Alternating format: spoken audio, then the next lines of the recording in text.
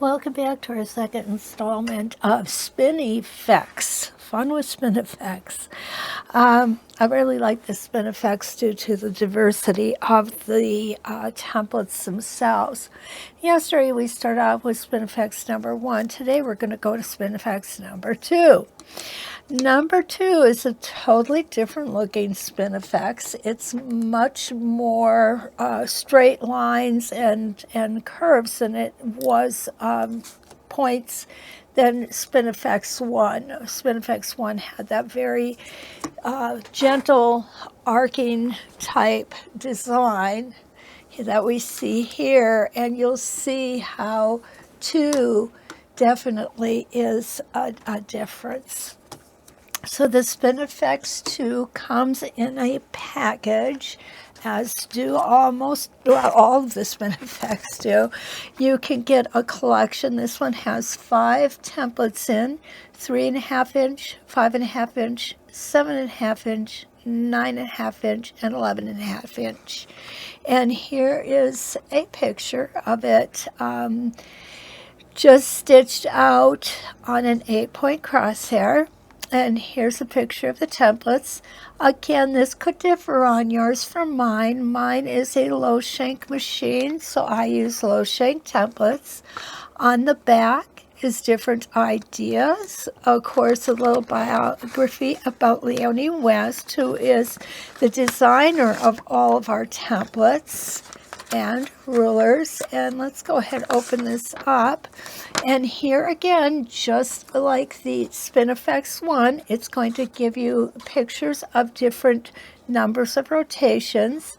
It shows you all of the sizes, and now even though this set has only 5 sizes in, the Spin Effects 2 is available in 7 sizes. We do have a mini 2.5 inch and 1.5 inch. So let's go ahead and get started here, okay?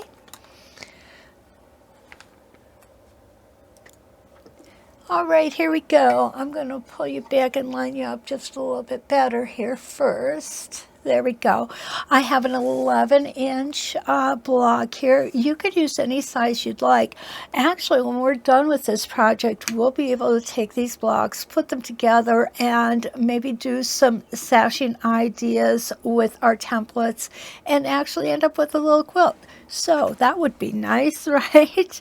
Okay, so what we're going to do is we're going to do what we did with our Spin Effects 1. First things first, always make sure that foot is set to the proper height.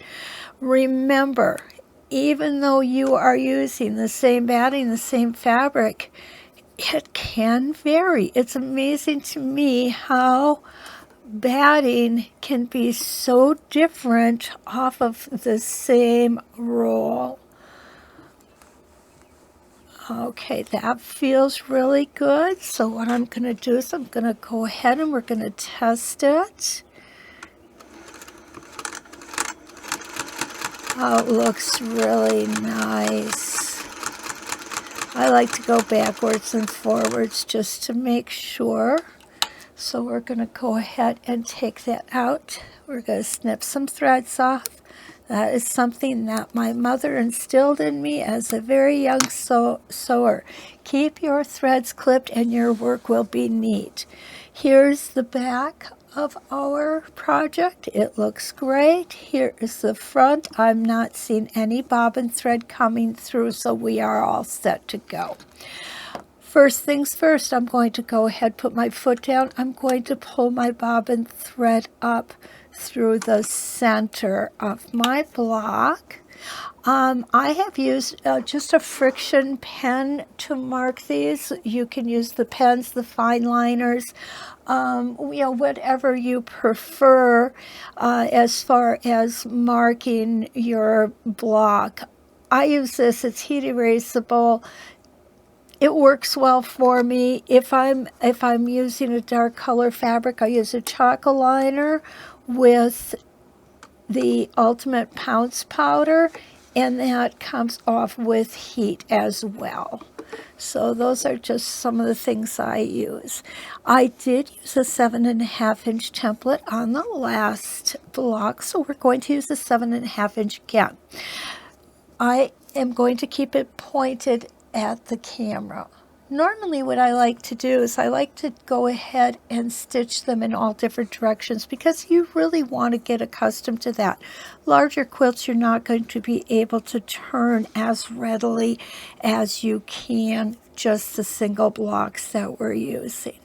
I like to take one stitch in place, and the reason I do that is to avoid toe catchers. A toe catcher is that really long stitch.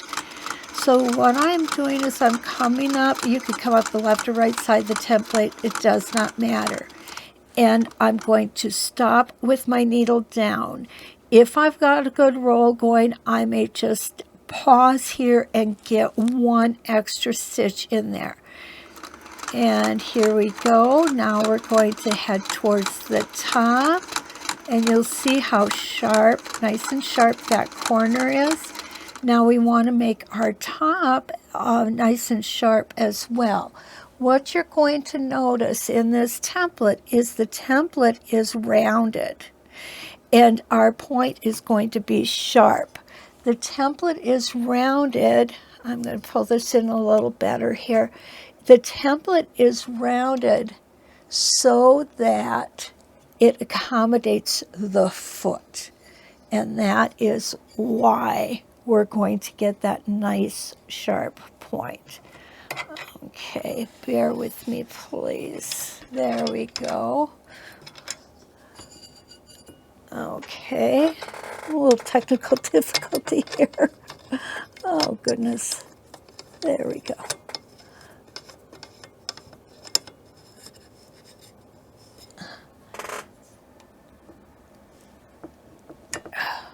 Okay. Perfect. Okay, so now I've taken my little stitch right up on the top, and if it's not exactly on this line, which mine might be a thread over, I'm not going to worry about it. We're going to be erasing these lines. Nobody would ever know. I'm going to go ahead though, and I am going to cut that center thread out because we don't need it. And I do need to lift this up just a hair. There we go. Okay. And off we go backwards now. It is good to be able to stitch in all directions.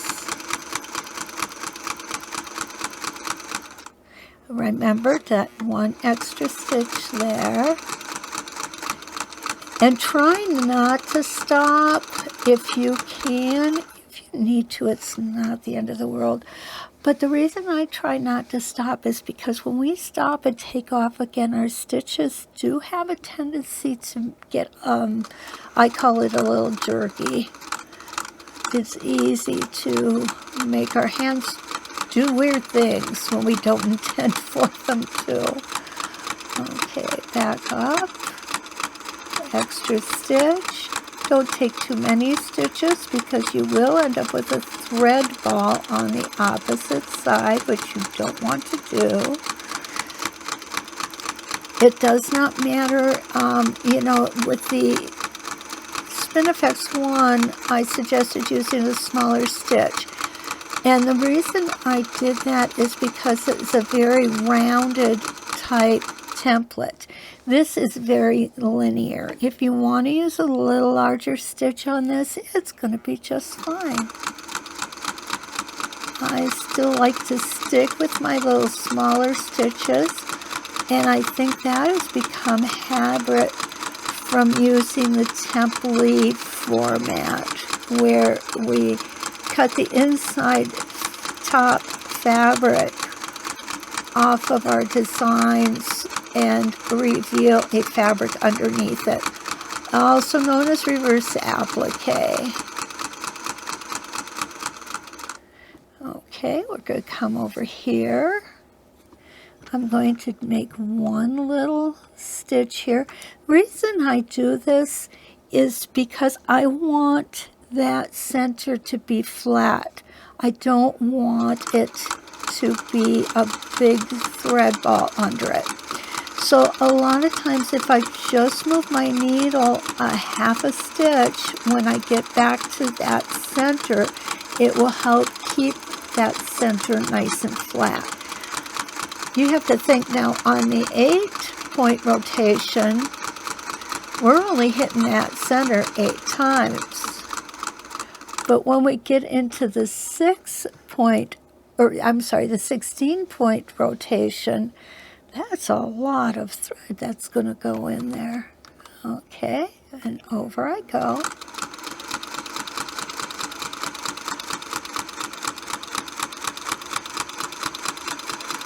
I think this is a very modern look. This would be a great one on the geometric modern quilts that I'm seeing out there. And just like the Spin Effects one, I am going opposite sides, which I mean I'm going here and then over to the opposite side on every rotation. And that's because our fabric draws in as we quilt. And if we go from side to side as we do it, what will happen is the fabric will draw in on a consistent basis and just makes it look a little better. Is it noticeable to the naked eye? Probably not perceivable if you're looking for it, but it may make a difference once you see it. Not that anything is wrong. It's not going to look weird or anything like that. It's just going to be just a tad off. And you might notice it, but you won't notice what is wrong or what it is you're noticing. You'll see how I made sure to take a stitch on these corners, but never stop stitching. I just stopped moving a hair. Okay, we're going to go over to the other side. And this is our last of 8 rotations.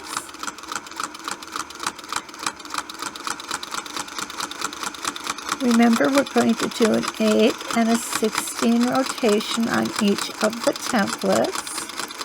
And then we'll come back at a future date and show you some different designs and things that we can do with them.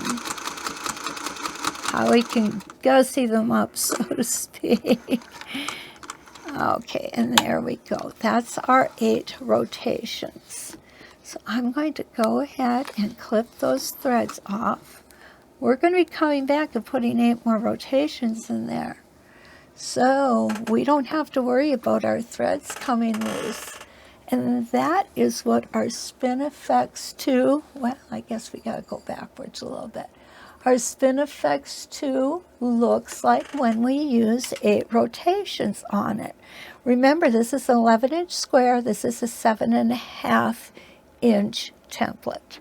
You can actually use different size templates in one particular square. It's not a problem. It gives just a beautiful interpretation of how you like to see them.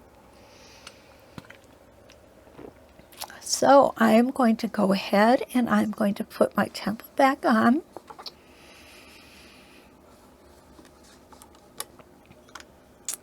Pull my bobbin thread back up. There we go. I prefer to keep my bobbin thread and my top thread under my template. That is a personal choice. You will find what way you prefer.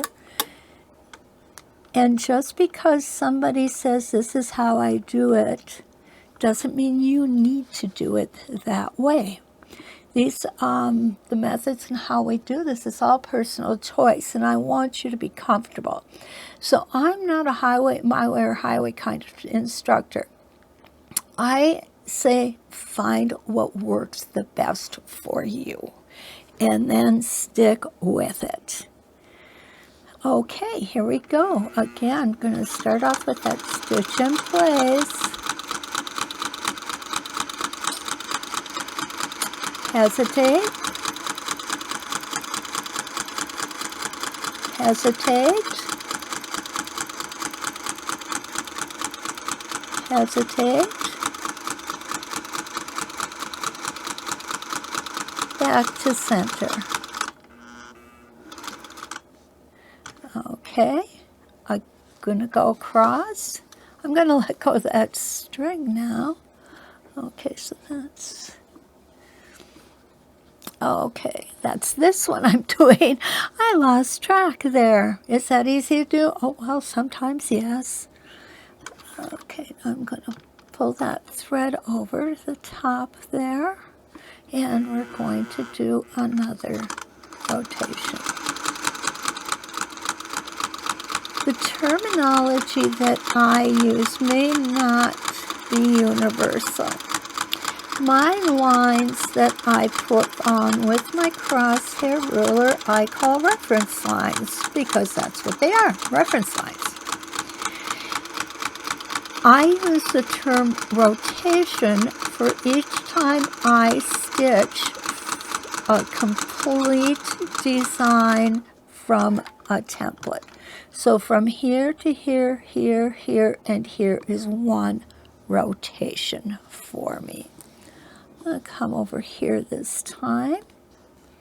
And this time I'm going to come in when I get away from that center, and I'm going to trim my threads. Now, the whole time I'm doing this, I like to keep my hand on the template. I don't want that template to move. Can we get it back to where it was if it moves? Well, yes, we certainly can. Do I want to have to do that? Not if it's possible not to do it. I want to keep it right where it's at. So here again, I'm going to pause. I'm not slowing down my machine, I'm just slowing my hands down. And when you find your rhythm, you're going to know how fast to move your hands to get the size of stitch you prefer. And how that happens is with time and practice. You will get there. Just don't give up. Okay, I'm going to go ahead. I'm going to stitch the rest of these 16 rotations in here. Won't make you sit and watch me. That's boring. And then I will be back to finish up. Okay, so here we have just stitched out the 16th rotation. I'm going to go ahead and I'm going to lift my tape up, remove my template.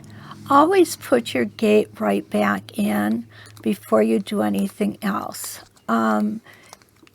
Although they can be replaced, we'd prefer that you not have to replace them. You are going to prefer you don't have to replace them, only because you'll be out of commission with your template until the replacement comes. So I'm going to go ahead and set that off to the side. I'm going to go ahead and trim my threads off. I'm going to move it over, and then what I'm going to do is adjust you just a little bit here so that you can see the entire block.